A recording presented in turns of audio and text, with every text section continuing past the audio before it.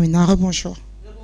Soxna Bijou di nuyuwaat ñi nga xamante ne ñooy safoo ànd ak programme yu 2A TV rawatina émission bi nga xamante ne moo di fajaru li ñu nekkaay xëy fësal ci jeudi bi dañu koy door ak direct news moom nag dafa ñëw xëy fësal ci xëtam bu njëkk loi d'interprétation bi nga xamante ne moom Amadou Ba daal dina ko woon a yóbbu fële ca conseil constitutionnel. waaw direct news nag nee na conseil constitutionnel dafa rejeter loi bi. nee na la justice en cours debout nee na justice bi nag jugaat na taxaw comme d'habitude nee na conseil constitutionnel daal dafa rendre décision bu majeure déclaré na contraire ak li nga xamante ne moo di article premier bi la daal di adopté waaw ndax assemblée nationale ci 2 avril 2025 la ñu fa yóbbu woon loi d'interprétation bi nee na selon la décision rendue le 23 avril 2025 le conseil constitutionnel a été saisi d'une requête introduite le 8 avril 2025 par Abdou Mbow ak ñeneen ñi nga xam ne ñoo di ay 23 députés waaye nag nee na conseil constitutionnel dafa daal di rejeter loi boobule monte waaye wanewaat na monde bi ne ba tey moom conseil constitutionnel daal taxaw na daal di dëggal boppam comme ni mu ko defee woon ci jamono ji nga xamante ne mu Macky Sall bëggoon na pousse élection yi bëggoon na koo reporter conseil constitutionnel dafa taxawoon carrément ne ko lu du fi amee waaye tamit taxawaat na rejeter loi bi nga xamante ne moom Amadou Ba moo ko bëgg a daal di indi woon loolu la xam le Ousmane Sonko décision du conseil constitutionnel nee na Ousmane Sonko dénonce une tentative désespérée de récupération de l'opposition nee nag jamono ji nag ñi nga xamante ne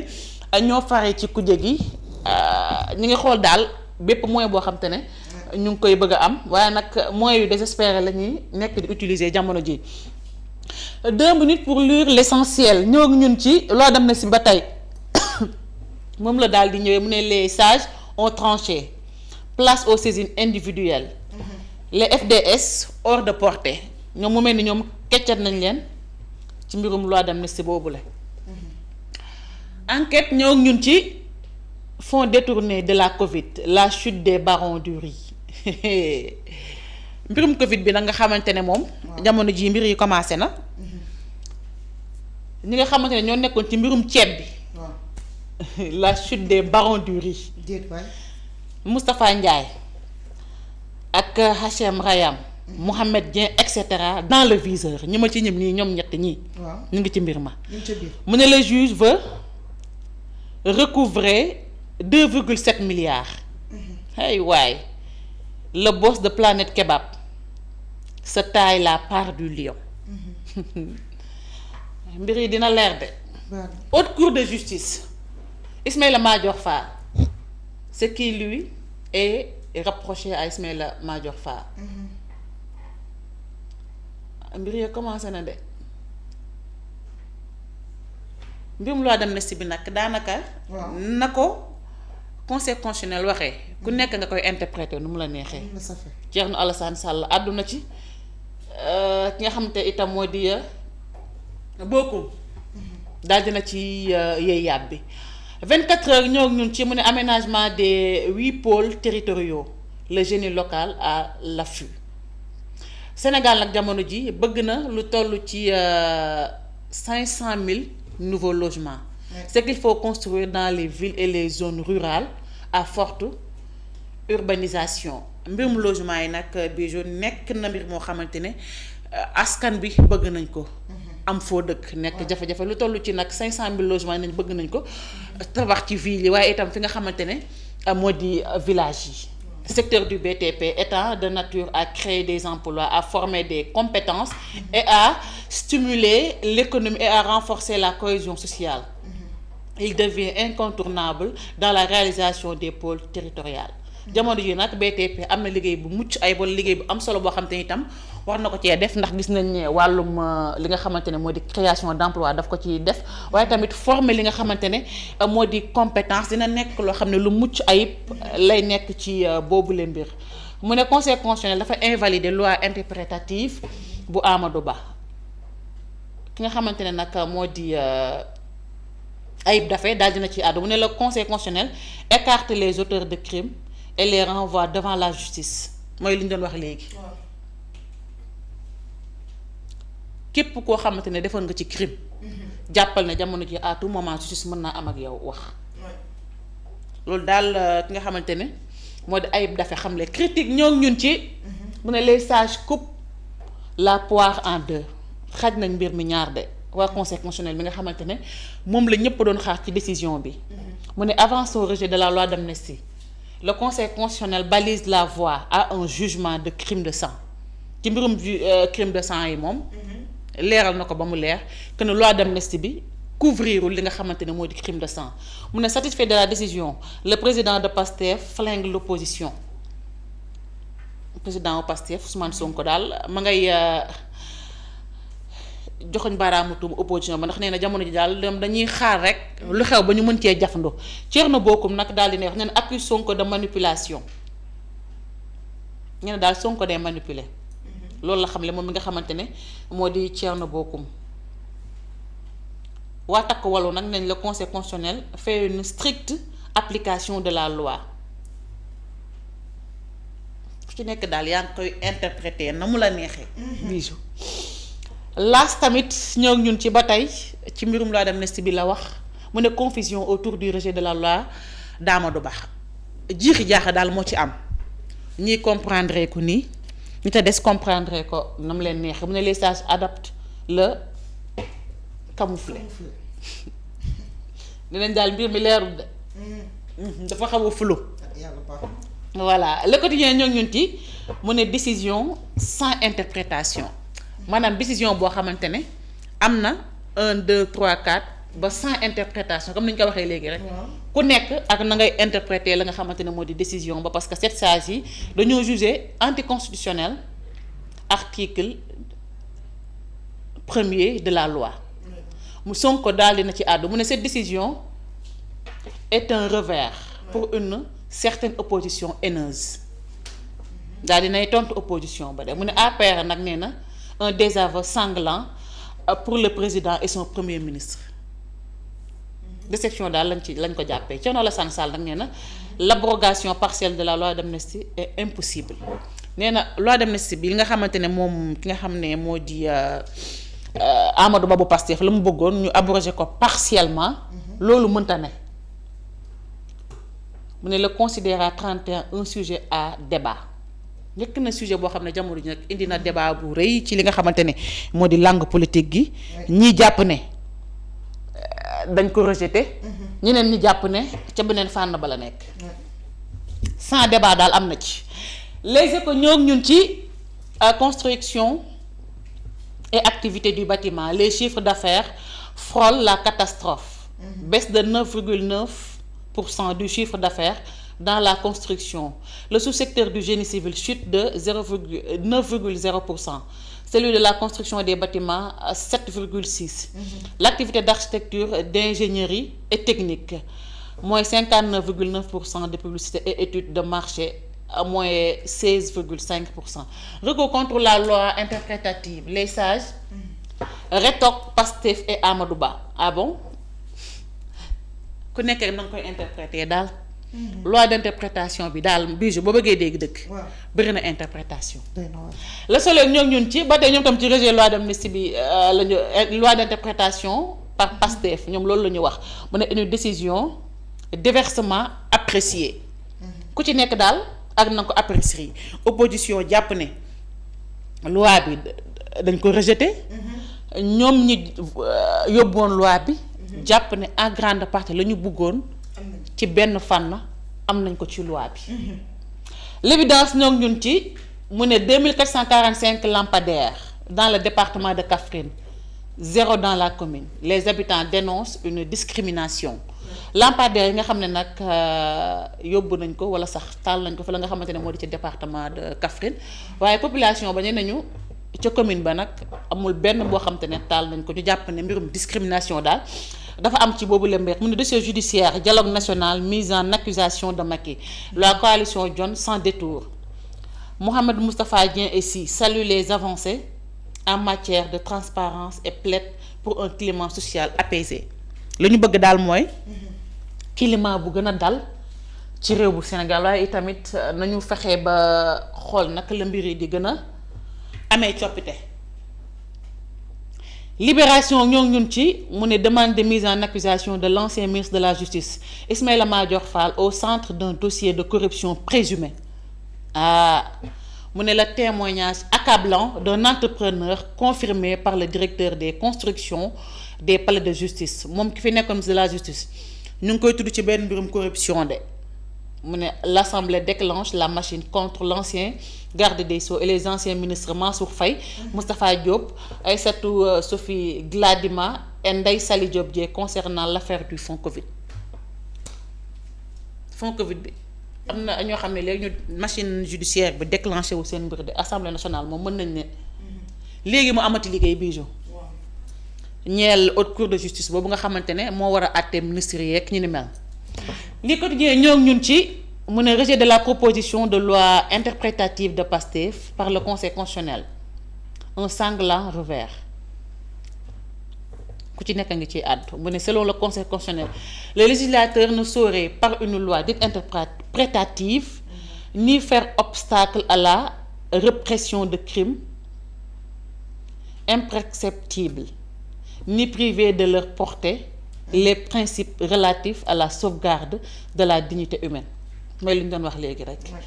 mbirum crime de sang yeeg leen mel daal nee nañu mënul loi d'amnistie bi mënu ko couvrir. L'Indépendant ñoo ñun ci amnistie recours de l'opposition Conseil constitutionnel la loi interprétative censurée ñu ne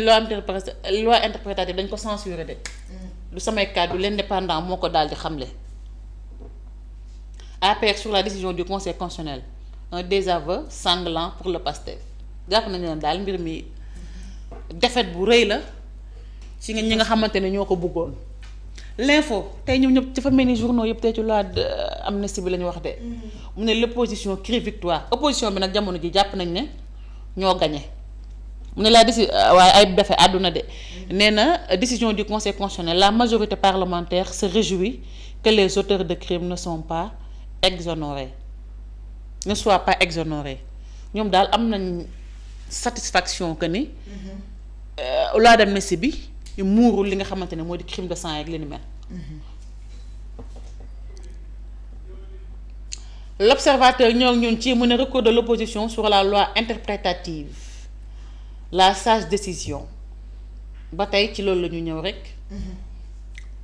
loi d'amnistie bi nga xamante ne bu ñu sukkandikoo ci article 1er bu loi numéro 08/2025 adoptée par Assemblée nationale ci 2 avril 2025 nee nañu daal loi bi dafa anticonstitutionnelle bu ñu sukkandikoo ci convention internationale yi nga xamante ne dañ koy daal di signer Bijou. Rewmi Quotidien ñoo ñun ci ba tey ci loi d'amnistie bi la wax waaye mu ne loi d'amnistie le Conseil constitutionnel assagit Pastef. Sonko cette décision du Conseil constitutionnel constitue un véritable revers contre une opposition haineuse. Opposition boo xam ne daal seen xol yi day naqari fu ñu toll du ñuy kontaan. en daal moo leen motiver. Source A ñoo ñun ci Assemblée nationale définition calendrier pour la mise en accusation d'ex-ministre. Assemblée nationale ñu ngay tàmbali liggéey ba de. pour ñi nga xamante ne ay ministre lañ fi woon ñu xool naka la ñuy jublu ci seeni mbir. ñeel mbirum Covid-19 bi. ku ci mel ni Moustapha Diop. yamu ca de Ndeye Saly Diop Dieng. vers une perte de leur immunité parlementaire seen malaanu kiiraay daal lu yàggul dara dañ ko daal di ñàkk Ismaïla Madior Fall nag de tailleur constitutionnel à justiciable devant la haute cour de justice mooy li ma doon wax léegi ndax ñoom ñi fi nekkoon ay ministre ak i président daanaka haute cour de justice donc moo leen mën a àtte donc assemblée daal xam naa ne ci bu yàggul dara dans le banc des accusés aux côtés de Amadou Mansour Faye Sophie Gladima Siby perd toute son énergie. Les chefs d'accusation varient entre détournement de deniers publics escroquerie portant sur les deniers publics ak li nga xamante ne moo di confusion et corruption ñoom daal mbir yooyu lañ leen di toppee jamono ji Bijou. waaw ci mbirum Conseil constitutionnel bi la ñëwaat rek. Sud Quotidien ñoo ngi ñun ci loi d'amnistie du 13 mars 2024 5 sages récusent l'interprétation tey daanaka journal lépp ci lii la ñu xëyee Bijou. Témoin Quotidien ñoo ngi ñun ci mu ne 5 ministres des ministres devant la haute cour de justice le 5 majeur de la première de corvée connu ñoom juróom ñii la de Moustapha Diop moom député la Mansour Faye itam bul tukki ma nga ca biir Aïssatou Sophie Gladima mu nga ca biir Ismaïla Madior mu nga ca biir Salimata Diop mu nga ca biir levée de l'immunité parlementaire de Moustapha Diop ak Salimata Diop mii léegi ñu dem ca de le vendredi 2 mai vote le vendredi 8 mai de la mise en accusation Ismaïla Madior Fall je suis surpris de voir mon nom sur cette liste nee na nag moom instant bii nag nee na mbir ma da ko bett lool ba mu gisee turam ca mbir ma ca liste ba nee na mbir mi bett na ko de turbine ñoo ci ca turbine contraire à la constitution les 7 sages renvoient Amadou Ba et le PASTEF à l'école constitutionnelle PASTEF nee na xaw ma turbine nee na 7 sages yi dañoo delloo Amadou Ba ak PASTEF ca école constitutionnelle ba nee na une victoire pour nee na nag mbiri lii mi nag victoire la pour opposition bi te nee na bii mooy ñaari yoon moom Amadou Ba ñu naan ko ay ca Anta Babacar Ngom nee na cette décision courageuse réaffirme la primauté du droit nee na nag décision bi nga xamante ne conseil constitutionnel jël na ko wane na solo wala wane na sax ne loi bi daal moo féete kaw lépp loolu la xam ne soo na bokkam nag nee na une manœuvre démasquée une démocratie réveillée nee na lii daal ay manœuvre yoo xamante ne ñoom Pastef ñoo ko nekkoon di ko jéem a def waaye daal démocratie bi dëggalaat na boppam taas nee na la justice à 2 vitesses est bannie par l'état de droit ci taas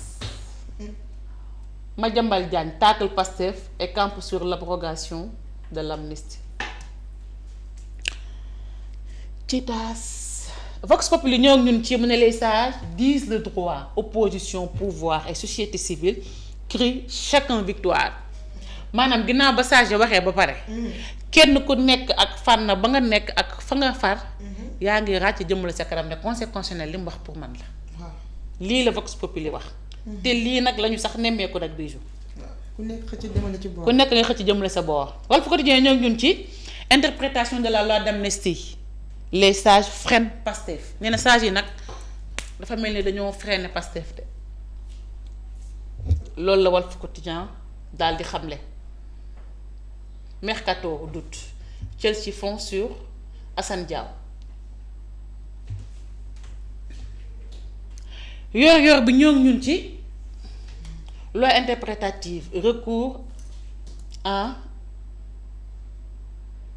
inconstitutionnalité l'opposition se tire une balle dans le pied nee na opposition bi jamono ji bal lañu jam ci seen tànk ñoom mu ne le conseil constitutionnel donne son feu vert pour la poursuite des crimes du régime de Macky Sall nee na conseil constitutionnel joxe na feu vert de nee na jamono ji ñi nga xam ne ñoo fi defoon ay crimes yoon mën naa commencer dal seen kaw bu ñu sukkandikoo ci décision bi nga xamante ne conseil constitutionnel daal dina koy wax mu ne considérant 27 le préambule de la constitution partie intégrante de la loi fondamentale confère une valeur constitutionnelle aux instruments juridiques internationaux adoptés par l'Organisation des Nations Unies et l'Organisation de l'Unité africaine. Ces instruments déclarent imprescriptibles et donc non susceptibles d'amnistie les tenus pour criminels d'après les règles du droit international maanaam crime de sang yi moom dañ koy out bokk ci mu ne considérant 31 l'assassinat le meurtre la torture les actes de barbarie les traitements inhumains cruels ou dégradants sont des crimes imprescriptibles qui ne peuvent être couverts par une loi d'amnistie maanaam lépp loo xamante ne torture la acte de barbarie la traitement yoo xamante ne waruñu ko traité nit ak li ni mel assassinat yi loolu loi d'amnistie mënu ko couvrir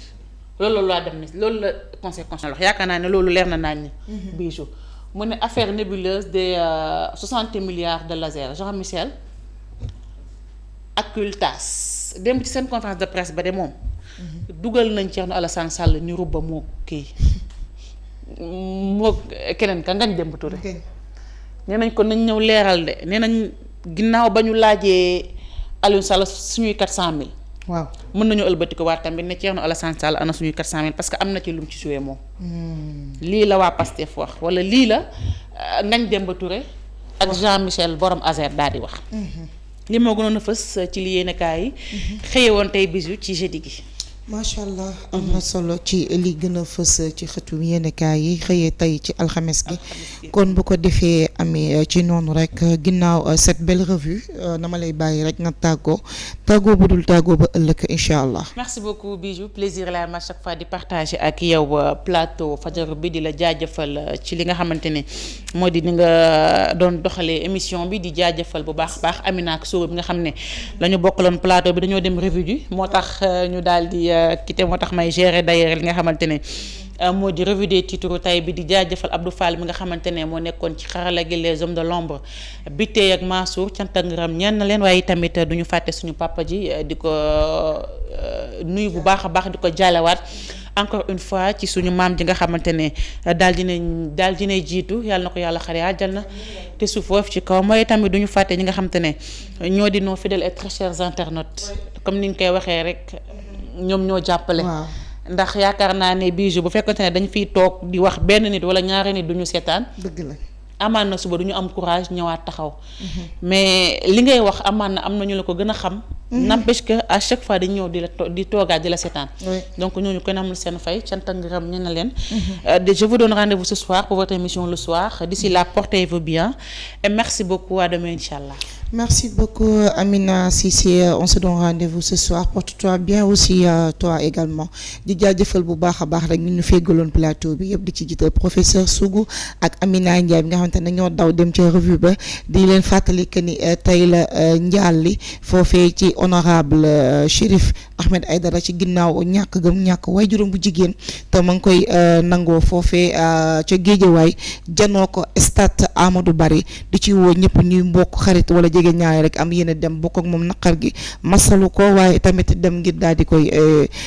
jox la nga xamante ni mooy di seen jaar di gërëm bu baax a baax les hommes de l'ombre duma ko wax te jiitalu ma ci ki nga xam ni moo di Abdou Fall le médiateur de la République di ki teg bi tey Mansour waaye tamit kinne ci assistance bi di jaajëfal aussi également monsieur Sène di ko def un grand coucou di nuyu aussi Mbaye Pen le grand cordonnier depuis Pikine tali bu mag di jaajëfal aussi maman Adja Mané suñu yaay gi ñuy topp saa su nekk ami yeneen jéggalu bu fekkente ni am na lu dëng ci kàddu gi wala ci matadi nit matul kiy wax mooy juum di leen ñaan ngeen jéggal ñu ko lépp lu ci yees rek baa mu yemb rek ci mbaaxu borom bi la subhanahu wa taala moom ki mën lépp mën fépp te mën ci ñëpp di leen jox dig daje ci kanam dans votre plateau Sen Kaddu d'ici là portez-vous bien et restez scotchés à votre chaîne 2A TV merci beaucoup.